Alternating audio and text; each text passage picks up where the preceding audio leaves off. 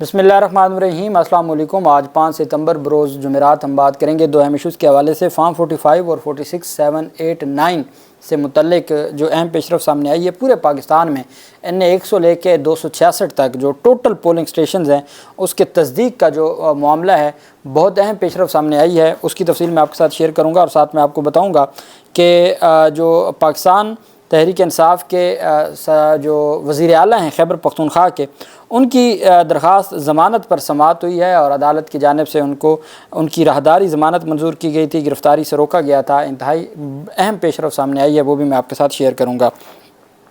سب سے پہلے ہم بات کر لیتے ہیں پاک فوج کے شعبہ تعلقات عامہ ISPR کی جانب سے جو DG لیفٹیننٹ جنرل ہیں، director general lieutenant general Ahmed Sharif Chaudhry, انہوں نے کہا ہے کہ پاکستان آرمی ایکٹ کی خلاف ورزی کے متعدد واقعات ثابت ہوئے ہیں اور اس بنیاد پر فیاض حمید کے خلاف جو فیلڈ مارشل کارروائیوں کا آغاز کیا گیا ہے۔ کیس میں جو بھی ملوث ہے خواہ اس کا کوئی بھی عہدہ یا حیثیت ہے، اس کے خلاف کارروائی ہوگی۔ DG ISPR نے کہا کہ پریس کانفرنس کا مقصد قومی سلامتی کے معاملات، خطے کی داخلی سلامتی سے جڑے معاملات اور دہشت گردی کے خلاف کیے گئے اقدامات کا احاطہ ہے۔ بڑے عرصے بعد DG ISPR کی جو پریس کانفرنس ہے وہ پیور جو ملکی حالات ہیں، اندرونی حالات اور اسپیشلی جو بلوچستان کے حالات ہیں اس کے اوپر بات کی گئی ہے۔ 2-3 صحافیوں کی جانب سے سوال پوچھے گئے ہیں عمران خان سے متعلق یا پاکستان تحریک انصاف سے متعلق، تو ان کا ڈائریکٹ جواب نہیں دیا گیا اور انڈائریکٹ ہی بات کی گئی ہے اور زیادہ ان چیزوں کے اوپر آج بات نہیں کی گئی، نہ 9 مئی کے حوالے سے اور باقی چیزوں کے حوالے سے۔ DG ISPR نے کہا اور بڑی تحمل کے ساتھ آج کی پریس کانفرنس تھی۔ DG ISPR نے کہا کہ پریس کانفرنس کا مقصد قومی سلامتی کے معاملات، خطے کی داخلی سلامتی سے جڑے ہیں۔ ان کا کہنا تھا سب سے پہلے فتنہ خوارج اور بلوچستان میں دہشت گردوں کے خلاف کی گئی کارروائیوں کا جائزہ پیش کرنا ہے، وہ تفصیل ان کی جانب سے دی گئی اور انہوں نے بتایا کہ جو بھی حالات خراب کرنے والے یا کرانے والے ان کا انسانیت اور بلوچستان میں بلوچ اقدار سے کوئی تعلق نہیں ہے۔ نہتے شہریوں کو ظلم کا نشانہ بنانا اور اس پر فخر ان کی ذہنیت اور مایوسی کی عکاسی ہے۔ دہشت گردوں کو واضح پیغام دینا چاہتا ہوں کہ شہریوں کے جان و مال اور ترقی کے دشمنوں سے ریاست آئینی ہاتھوں سے نمٹے گی۔ ان کا کہنا تھا کہ پاک فوج خود احتسابی کے عمل پر یقین رکھتی ہے، اس کا خود احتسابی کا نظام انتہائی جامع اور مضبوط عمل میں جو ٹائم ٹیسٹڈ ہے، یہ الزامات کی بجائے ٹھوس شواہد اور ثبوتوں کی بنیاد پر کام کرتا ہے۔ جب بھی فوج میں قائم قوانین اور ضابطوں کی خلاف ورزی ہوتی ہے تو یہ خوددار نظام حرکت میں آتا ہے۔ انہوں نے کہا کہ 12 اگست کو ISPR کی جانب سے جاری اعلامیہ کے مطابق فیاض حمید کے خلاف کورٹ مارشل کی کارروائی کے حوالے سے بتایا گیا تھا۔ ریٹائرڈ افسر کے خلاف ٹاپ سٹی کیس میں باضابطہ طور پر درخواست موصول ہوئی۔ اپریل 2024 میں پاک فوج کی طرف سے اعلیٰ سطح کی کورٹ آف انکوائری کا حکم دیا گیا تاکہ مکمل تحقیقات کی جا سکے۔ ان کا کہنا تھا کہ ٹھوس شواہد پر مبنی تفصیلی انکوائری مکمل ہونے کے بعد 12 اگست 2024 کو پاکستان آرمی نے باضابطہ طور پر آگاہ کیا کہ متعلقہ ریٹائرڈ افسر نے پاکستان آرمی ایکٹ کی دفعات کی خلاف ورزی کی ہیں۔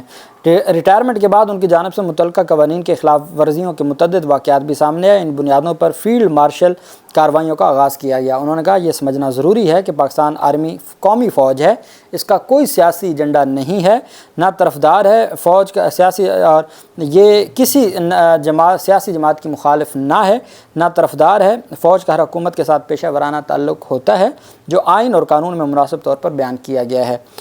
DG ISPR نے کہا کہ اگر فوج میں کوئی شخص اپنے ذاتی مفادات کے حصول کے لیے کام کرتا ہے یا اپنے ذاتی فائدے کے لیے کسی مخصوص سیاسی ایجنڈے کو پروان چڑھاتا ہے تو پاک فوج کا خود احتسابی کا نظام حرکت میں آ جاتا ہے۔ انہوں نے کہا کہ پاک فوج میں واضح اتفاق رائے ہے کہ فوج کو بحیثیت ریاستی ادارہ کسی بھی سیاسی مفاد کی تکمیل کے طور پر استعمال سے محفوظ رکھا جائے گا۔ متعلقہ افسران کو قانون کے تحت مرضی کا وکیل کرنے، اپیل سمیت دیگر حقوق حاصل ہوں گے۔ فیاض حمید کیس اس بات کا منہ بولتا ثبوت ہے کہ ہم اپنے خود احتسابی پر یقین رکھتے ہیں۔ انہوں نے کہا کہ فیاض حمید اور ان کے کورٹ مارشل کی کارروائی آگے بڑھانے کے دوران PTI کی جانب سے خدشات کا اظہار کیا گیا۔ یہ سوال ہوا کہ فیاض حمید کی کارروائی کے دوران PTI کی جانب سے خدشات کا اظہار کیا جا رہا ہے کہ عمران خان کو فوجی تحویل میں لیا جا سکتا ہے یا فوجی ایکٹ کے تحت کارروائی ہو سکتی ہے۔ DG ISPR نے کہا کہ یہ ایک زیر سماعت معاملہ ہے اور آپ کا سوال مفروضوں پر مبنی ہے، لیکن میں آپ کو یہ ضرور کہوں گا فوجی قانون کے مطابق کوئی بھی شخص اگر کسی فرد یا افراد کو جو آرمی ایکٹ کے تابع ہو ان کو ذاتی یا سیاسی مقاصد کے لیے استعمال کرے اور اس کے ثبوت اور شواہد موجود ہوں تو قانون اپنا راستہ خود بنا لے گا۔ فیض حمید کے معاملے سے متعلق ایک سوال پر انہوں نے زور دیا کہ اس فیض حمید کیس میں جو بھی ملوث ہو، خواہ اس کا کوئی بھی عہدہ یا حیثیت ہو، اس کے خلاف کارروائی ہوگی۔ فیض حمید کو ISI میں عہدے پر لایا جا رہا تھا تو اس وقت یہ اندازہ نہیں تھا کہ وہ ایک سیاسی جماعت کے ساتھ جڑے ہیں، یہ سوال کیا گیا۔ تو DG ISPR نے کہا کہ ISI کا ڈائریکٹ باس وزیر اعظم ہوتا ہے، آپ نے اس وقت کے وزیر اعظم کا ذکر نہیں کیا، عمران خان کا کہا۔ ساتھ DG ISPR نے بتایا کہ ہمارا احتساب کا عمل بالکل شفاف اور کڑا ہے، لیکن یہ محض الزامات پر کام نہیں کرتا، وہ ثبوت اور شواہد پر کام کرتا ہے۔ اس میں اگر کوئی بھی فرد کسی عہدے پر، کسی رینک پر، اور اگر وہ قواعد و ضوابط اور قانون سے باہر جاتا ہے تو فوج اس کے خلاف کارروائی کرتی ہے، اور اس کارروائی کے مطابق ساری چیزوں کو دیکھا جاتا ہے۔ نیشنل ایکشن پلان کے اوپر بھی بات کی اور بھی تفصیلات DG ISPR کی جانب سے بیان کی گئی ہیں۔ دوسری طرف آج پشاور ہائی کورٹ نے سابق وزیر اعلیٰ گلگت بلتستان خالد خورشید کی حفاظتی ضمانت منظور کی ہے۔ پشاور ہائی کورٹ نے سابق وزیر اعلیٰ GB PTI کے خالد خورشید کی 20 دن کی راہداری ضمانت منظور کر لی۔ عدالت میں جسٹس فہیم ولی نے خالد خورشید کی راہداری ضمانت کی درخواست پر سماعت کی۔ خالد خورشید کی 20 دن کی راہداری ضمانت منظور کرتے ہوئے عدالت نے انہیں 1 لاکھ روپے کے مچلکے جمع کروانے کا حکم دیا۔ علاوہ ازیں عدالت نے ہدایت کی کہ درخواست گزار 25 ستمبر تک متعلقہ عدالت میں پیش ہو جائیں، یہ عدالت کی جانب سے حکم دیا گیا، اور عدالت نے پھر ان کو متعلقہ عدالت میں پیش ہونے کا بھی حکم دیا۔ جبکہ دوسری جانب جو اہم پیشرفت سامنے آئی ہے وہ علی امین گنڈا پور کی پشاور ہائی کورٹ میں پیشی تھی، اور انہوں نے مختلف جو درخواستیں ہیں وہ دی تھیں۔ عدالت نے بڑا واضح کہا کہ درخواست گزار علی امین گنڈا پور ڈویژن بینچ تھا، انہوں نے کہا علی امین گنڈا پور وزیر اعلیٰ ہیں ایک صوبے کے، تو اس حوالے سے ان کو گرفتار نہیں کرنا چاہیے اور اس طرح کی کارروائی نہیں ہونی چاہیے۔ عدالت میں سماعت ہوئی۔ وزیر اعلیٰ KPK کے علی امین گنڈا پور کی جانب سے پشاور ہائی کورٹ میں درخواست دائر ہوئی۔ آج ہی درخواست دائر ہوئی اور آج ہی سماعت کے لیے مقرر ہوئی، چونکہ شائستہ کندی صاحبہ نے آج کے لیے وارنٹ گرفتاری ناقابل ضمانت، پہلی تاریخ پہ ناقابل ضمانت وارنٹ گرفتاری جاری کیے ہوئے تھے اور آج پیش کرنا تھا، تو وہاں کیس پینڈنگ تھا کہ پشاور ہائی کورٹ میں پیش ہوئے۔ درخواست گزار نے موقف اختیار کیا کہ اسلام آباد کی مقامی عدالت نے ناقابل ضمانت وارنٹ گرفتاری جاری کیے ہیں، اور وزیر اعلیٰ خیبر پختونخوا کی درخواست پر جسٹس ارشد علی اور جسٹس شاہد خان پر مشتمل 2 رکنی بینچ نے سماعت کی۔ عدالت نے وزیر اعلیٰ کی راہداری ضمانت منظور کر لی۔ عدالت نے وزیر اعلیٰ کو درج مقدمات میں گرفتار نہ کرنے کا حکم دیا۔ عدالت نے ایڈوکیٹ جنرل کے مطابق 1.5 ماہ کی راہداری ضمانت دی، پورا 1.5 ماہ کسی بھی مقدمے میں گرفتار نہیں کیا جائے گا، جتنے مقدمات درج ہیں اس میں گرفتار نہ کیا جائے، یہ عدالتی حکم تھا۔ درخواست گزار صوبے کا وزیر اعلیٰ ہے، اس کو گرفتار نہ کیا جائے، یہ عدالت کی جانب سے احکامات جاری کیے گئے۔ وہیں پہ خیبر پختونخوا کے جو وزیر اعلیٰ ہیں انہوں نے جو جوڈیشل مجسٹریٹ شائستہ کندی صاحبہ کا فیصلہ تھا اس کو آج ہی ریویژن فائل کر کے چیلنج کیا ہوا تھا سیشن عدالت میں۔ جج قدرت اللہ تھے جنہوں نے عمران خان کو سزا دی تھی عدت کیس میں، اور پھر بعد میں وہ ان کی ترقی ہو گئی تھی اور وہ سیشن جج بن گئے تھے، ایڈیشنل سیشن جج۔ ان کی عدالت میں سماعت ہوئی تو انہوں نے پہلے تو کافی دیر وہاں پہ دلائل ہوتے رہے، اور ایٹ دی اینڈ جج صاحب نے کہا کہ آپ اس کو میرے پاس نہ دائر کریں، آپ ٹرائل کورٹ میں جا کے وارنٹ منسوخی کی درخواست دائر کریں۔ تو وہاں جو ہے وہ ٹرائل منسوخی کی درخواست دائر کی گئی، تو جج شائستہ کندی نے، صحافیوں کا کہنا ہے کہ جج صاحبہ نے تمام صحافیوں کو کمرہ عدالت سے باہر نکالنے کا حکم دیا۔